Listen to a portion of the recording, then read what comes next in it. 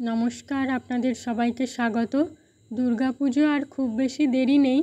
অনেকেই দেখলাম দুর্গা ঠাকুরের ছবি এঁকে পোস্ট করছে।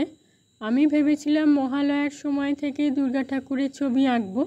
অনেকে আঁকছে দেখে আমিও দুর্গা ঠাকুরের ছবি আঁকতে শুরু করে দিলাম। এটাই আমার এবছরের প্রথম আঁকা দুর্গা ঠাকুরের ছবি। প্রথমে কাগজের উপর পেন্সিল দিয়ে ছবিটা একটু এঁকে নিয়েছি। তারপর ওয়াটার কালারের সাথে সাদা পোস্টার কালার মিশিয়ে পুরোটাতে একটা টোন দিয়ে নিয়েছি। চারপাশে কয়েকটি কাশফুলের গাছ এঁকে নিয়েছি। দুর্গাপুজোর আসার কিছুদিন আগে থেকেই নদীর ধারে ধারে কাশফুল ফুটতে শুরু করে। পুরো ছবিটাতে একটা টোন দেওয়া হয়ে গিয়েছে। এরপর কিছু কিছু জায়গায় গাঢ় রং দিয়ে নেব, বা যেখানে হাইলাইট করার প্রয়োজন আছে সেই মতো দিয়ে নেব।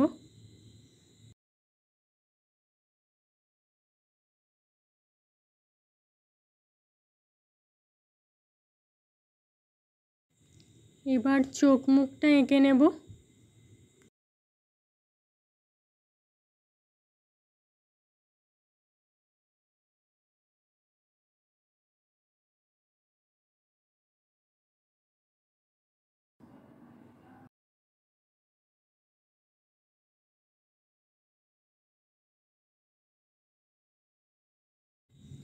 এখানে আমি মাথায় কোনো মুকুট না করে একটা ফুলের মালা করে দিয়েছি।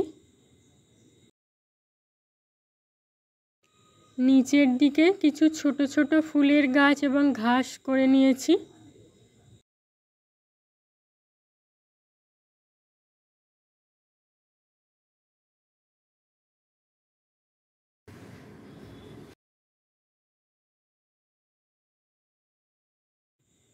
এবারে অলংকারগুলো একটু করে নেব।